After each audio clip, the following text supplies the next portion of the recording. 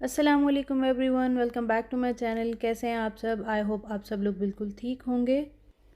तो जी, सबसे पहले तो I really want to apologize to those students and applicants जो इस सीरीज़ की सेकंड एपिसोड का वेट कर रहे थे काफ़ी टाइम से और मुझसे पूछ भी रहे थे, बट समहाउ मैं ये मैनेज नहीं कर पा रही थी इस एपिसोड को बनाना। But from now onward I will really make sure कि नेक्स्ट टाइम एपिसोड्स के दरमियान इतना डिले ना हो। तो आज का जो ये एपिसोड है ये स्टार्ट करते हैं। ये बैकग्राउंड में जो आप वीडियो देख रहे हैं ये मैं न्यूक्लियर मैग्नेटिक रेजोनेंस स्पेक्ट्रोमीटर की लिक्विड नाइट्रोजन की फिलिंग कर रही हूँ। ये मेरी रिस्पॉन्सिबिलिटी है। तो ये मैं बैकग्राउंड में ये वीडियो मैंने सोचा कि आप ये देख लें कि फिलिंग कैसे होती है, किस तरीके से मैं स्टेशन पे जाके ये टैंक्स फिल करती हूँ और वापस आके मैग्नेट्स को जो है वो फिलिंग करती हूँ लिक्विड नाइट्रोजन की। तो जी, आप ये बैकग्राउंड में वीडियो एंजॉय करें और साथ साथ मैं एक स्लाइड पे आपको इस एपिसोड के कंटेंट्स शो करती चली जाऊँगी। जैसे कि मैंने पहले बताया था कि हम इस एपिसोड में उन डॉक्यूमेंट्स के बारे में बात करेंगे जो हमें चाहिए होते हैं to apply to any university abroad, चाहे हम पीएचडी के लिए अप्लाई कर रहे हों या मास्टर्स के लिए अप्लाई कर रहे हों। So the first document which you have to prepare before starting the application process is your CV। और ये डॉक्यूमेंट ऑफ कोर्स बहुत इम्पॉर्टेंट है और बहुत मेहनत करके आपने इस डॉक्यूमेंट को इस CV को बनाना है। आई एम श्योर आप लोगों को पता है कि CV किस तरह से बनाई जाती है जब हम जॉब के लिए अप्लाई करते हैं या हायर स्टडीज़ के लिए, बट मैं ब्रीफली यहाँ पे डिस्कस कर लेती हूँ आपके साथ कि मैंने किस तरह CV बनाई थी और आपको क्या चीज़ें मेंशन करनी चाहिए और क्या नहीं। तो सबसे पहले हमारे पास आ जाता है कि क्या क्या चीज़ें आपकी CV में इंक्लूड होनी चाहिए। So the very first thing is your personal details, आपका मोबाइल नंबर, आपकी ईमेल आईडी, आपका नेम, नेशनैलिटी एट्सेट्रा। और सेकंड नंबर पे आपकी पर्सनल स्टेटमेंट होगी जिसमें आप ये मेंशन करेंगे जस्ट 2 to 3 लाइंस में कि who you are and why you are suitable for this application और for this post whatever you are applying for. Third number पे आप अपने एजुकेशनल कैरियर के बारे में मेंशन करेंगे। इट्स बेटर कि अगर आप इसको टेबुलर फॉर्म में लिखें और इसमें आपने अपनी डिग्री के बारे में लिखना है, अपनी ग्रेड के बारे में लिखना है, ईयर ऑफ कंप्लीशन के बारे में लिखना है, किस इंस्टीट्यूट से आपने ये डिग्री ली है उसके बारे में लिखना है। तो ये सारी चीज़ें मेंशन करेंगे। नेक्स्ट सेक्शन में आप अपने प्रीवियस रिसर्च एक्सपीरियंस के बारे में शॉर्टली मेंशन कर सकते हैं। अगर आपकी कोई रिसर्च पब्लिकेशंस हैं या आपने कोई कॉन्फ्रेंसेस अटेंड की हैं या कोई पेपर प्रेजेंट किया है किसी कॉन्फ्रेंस में, तो ये सारी इन्फॉर्मेशन विद प्रॉपर डिटेल्स वो मेंशन करेंगे। नेक्स्ट सेक्शन में आप अपनी अचीवमेंट्स के बारे में मेंशन कर सकते हैं जो आपको एकेडमिक कैरियर के दौरान मिली हैं, कुछ हाईलाइटिंग अचीवमेंट्स। फॉर एग्जांपल, अगर आपकी किसी भी डिग्री में कोई पोजीशन है फर्स्ट सेकंड थर्ड, तो आप उसको मेंशन कर सकते हैं। इसके अलावा किसी भी फंडिंग एजेंसी की तरफ से या किसी भी एकेडमिक बॉडी की तरफ से आपको कोई अवार्ड मिला है, कोई ग्रांट मिली है, आप वो मेंशन कर सकते हैं। और इसके अलावा कोई आपको पेपर प्रेजेंटेशन या पोस्टर प्रेजेंटेशन का कोई सर्टिफिकेट या अवार्ड मिला है तो वो भी आप मेंशन कर सकते हैं सेक्शन में। यहाँ तक तो थी कंटेंट्स ऑफ द CV की बात। और next thing is how to write these contents. उसमें सबसे पहली चीज़ है the CV should be short and precise. Everything should be mention जो रिक्वायर्ड है, बट लंबी चौड़ी डिटेल्स नहीं होनी चाहिए उसमें। And the next tip is always use a professional font for writing your CV। कभी भी कोई चाइल्डिश फ़ॉन्ट ना चूज़ करें। उसके अलावा जब आप अपनी एकेडमिक डिटेल्स लिखते हैं टेबुलर फॉर्म में, तो उसको रिवर्स क्रोनोलॉजिकल ऑर्डर में लिखें। मींस लेटेस्ट को सबसे टॉप पे होना चाहिए और जो ओल्डेस्ट आपकी डिग्री या जो ओल्डेस्ट आपका एजुकेशनल हिस्ट्री है वो सबसे एंड पे होनी चाहिए। And the next important tip is always follow a logical order to mention your contents of the CV।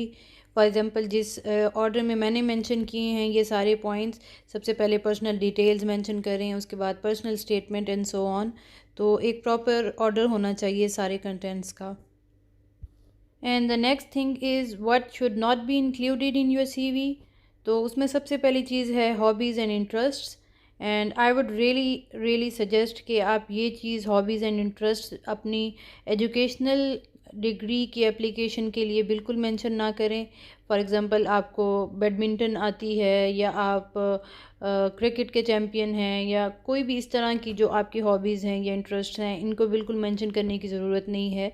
But any hobby or any interest which you really think is going to be helpful for your PhD or master's application process, just mention that one. Otherwise और आपको कोई भी इस तरह की जो hobbies हैं या इंटरेस्ट्स हैं वो मेंशन करने की ज़रूरत नहीं है। उसके अलावा हमें कुछ स्पेसिफ़िक वर्ड्स जो यहाँ पे आपको लिखे नज़र आ रहे होंगे, ये देखने को मिलते हैं सीवी के अंदर, बट इस सीवी के अंदर हमें इनको बिल्कुल मेंशन नहीं करना चाहिए और अवॉइड करना चाहिए एट द वेरी मैक्सिमम कि ये चीज़ें, ये वर्ड्स हम ना यूज़ करें। उसकी रीज़न ये है कि we are not writing the CV for any job application, बल्कि हम अप्लाई कर रहे हैं हायर एजुकेशन के लिए और हमारी जो एजुकेशनल डिटेल्स हैं, हमारे एकेडमिक ग्रेड्स हैं, हमारी रिसर्च का जो एक्सपीरियंस है, that speaks louder than our words जो हम लिखते हैं यूजुअली इस तरह के। तो again your personal statement should not be stuffed with this kind of words. Just mention करें कि आपने सो फार क्या किया है और आप अपने इस प्रोजेक्ट को लेके फर्दर क्या करना चाहते हैं। Just may be use 1 or 2 words out of these so many words, लेकिन बहुत ज़्यादा अपनी तारीफ़ जो है वो पर्सनल स्टेटमेंट में बिल्कुल नहीं करनी है। ओके, सो सेकंड डॉक्यूमेंट जो आपको चाहिए अपनी एप्लीकेशन से पहले वो आपका रिसर्च प्रपोज़ल है। यहाँ पे मैं ये ज़रूर मेंशन करना चाहूँगी कि research proposal is very important, you should have it before hand, लेकिन समटाइम्स इसके बगैर भी आप अप्लाई कर सकते हैं क्योंकि समटाइम्स सुपरवाइज़र्स के पास ऐसी पोजीशंस होती हैं, ऐसी फंडिंग्स होती हैं, प्रोजेक्ट्स होते हैं और उनको जो है वो स्टूडेंट्स चाहिए होते हैं जो इन प्रोजेक्ट्स पे आके काम करें। एंड लकीली आपके रिसर्च इंटरेस्ट और सुपरवाइज़र के वो प्रोजेक्ट्स वो इन लाइन हो जाते हैं तो आपको वो जो है वो प्रोजेक्ट मिल सकता है। तो इस तरह की भी पॉसिबिलिटी अपने जहन में रखा करें। आप ये बिल्कुल ना सोचें कि अगर आपने रिसर्च प्रपोज़ल नहीं बनाया है तो आप अप्लाई करना स्टार्ट ही नहीं कर सकते। So that's not the thing.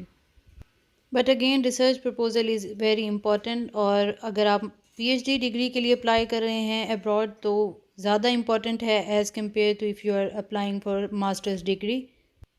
अब हम बात कर लेते हैं कि रिसर्च प्रपोज़ल में कौन कौन सी चीज़ें शामिल होनी चाहिए।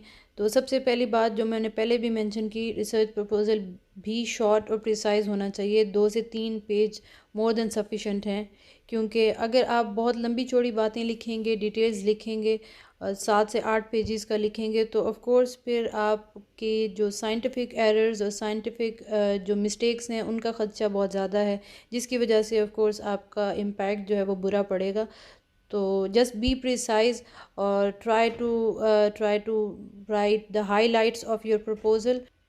तो सबसे पहले सेक्शन में आप इंट्रोडक्शन लिखें अपने फील्ड ऑफ रिसर्च का, फील्ड ऑफ इंटरेस्ट का, और उसमें अच्छी बात होगी अगर आप रीसेंट जो भी डेवलपमेंट्स हैं उस फील्ड में उसके बारे में लिखें। उसका तरीका ऑफ कोर्स यही होगा कि उस फील्ड के बारे में 1 से 2 रीसेंट वेरी रीसेंट पेपर्स पढ़ लें तो आपको आइडिया हो जाएगा कि क्या कुछ इस फील्ड में हो चुका है और क्या कुछ फ़र्दर डिमांडेड है इस फील्ड में। तो अपनी फील्ड के फ्यूचर चैलेंजेस के बारे में ब्रीफली लिखने के बाद फिर आप अपने रिसर्च प्रपोज़ल के बारे में लिखें कि हाउ योर रिसर्च प्रपोज़ल और your research idea is going to meet the future challenges in this field.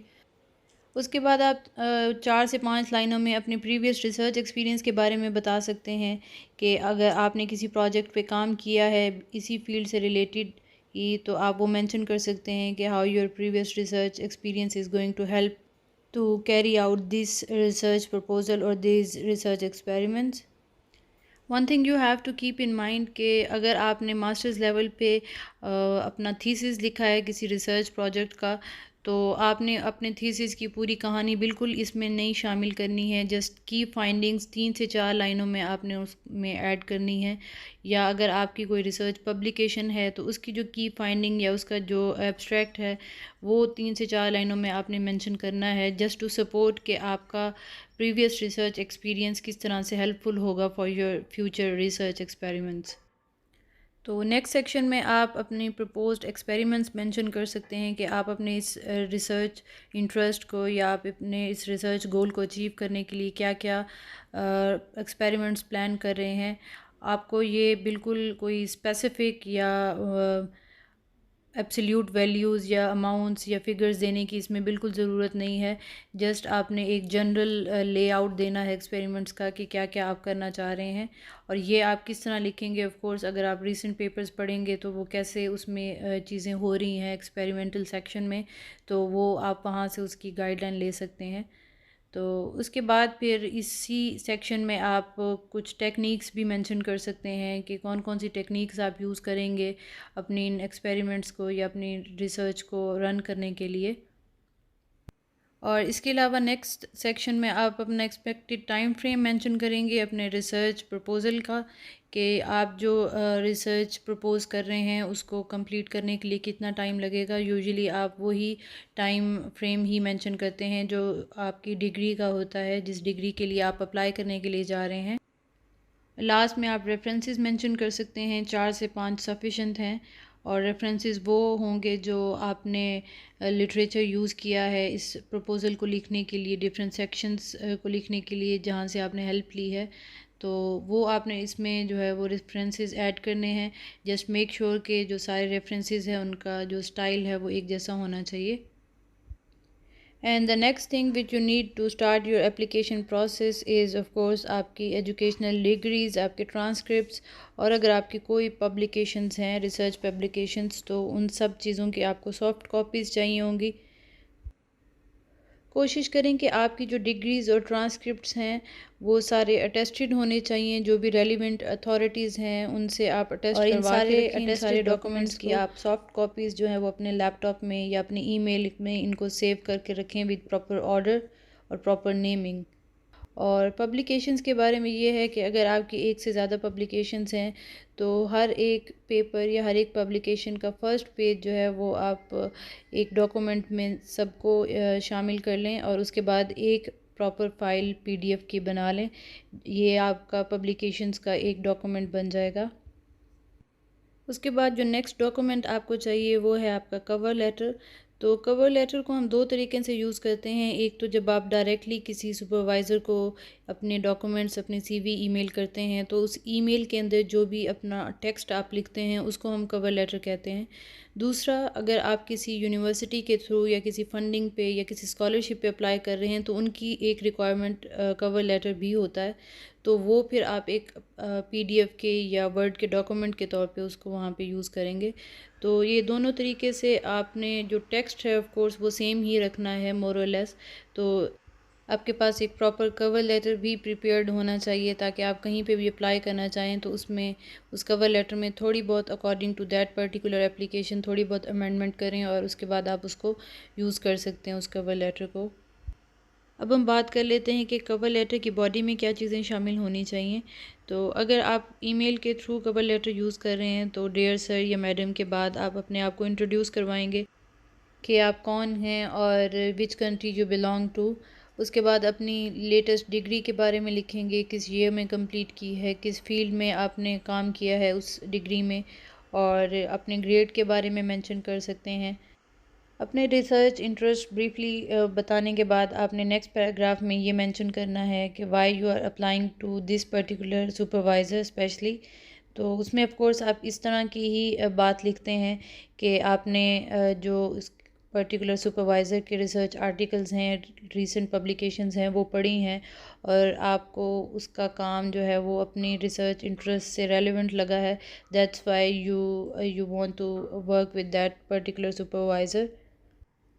इसके अलावा अगर आप किसी पर्टिकुलर फंडिंग के लिए या स्कॉलरशिप के लिए अप्लाई कर रहे हैं जिसके लिए आपको किसी यूनिवर्सिटी का एडमिशन या किसी सुपरवाइज़र का कंसेंट लेटर चाहिए, तो आप वो बात भी फिर नेक्स्ट पैराग्राफ में मेंशन कर सकते हैं कि आपको कंसेंट चाहिए। जस्ट मेक श्योर कि आपने अपनी ईमेल के टाइटल में या जब आप अपने आप को इंट्रोड्यूस करा रहे हैं फर्स्ट पैराग्राफ में, तो आपने वहाँ पे ज़रूर मेंशन करना है कि what are you looking for, are you looking for a PhD position, are you looking for consent letter, या फिर आपको जो है वो मास्टर्स लेवल की कोई पोजीशन चाहिए। तो ये चीज़ आपने फर्स्ट 2 to 3 लाइंस में या फिर अपने जो ईमेल का टाइटल है उसमें ज़रूर मेंशन करनी है। और अगर आप किसी पर्टिकुलर फंडिंग या यूनिवर्सिटी के थ्रू अप्लाई कर रहे हैं जिसमें आप उनके एप्लीकेशन पोर्टल के थ्रू अपना कवर लेटर अपलोड कर रहे हैं, तो उसमें फिर ये है कि बाकी सारी बॉडी जो है वही रहेगी, सारा टेक्स्ट वही रहेगा, सिर्फ आप जो है वो यहाँ पे एक सब्जेक्ट की लाइन ऐड कर देंगे। सब्जेक्ट के सामने आपने अपना वो टाइटल लिख देना है जो आपकी ईमेल का टाइटल है।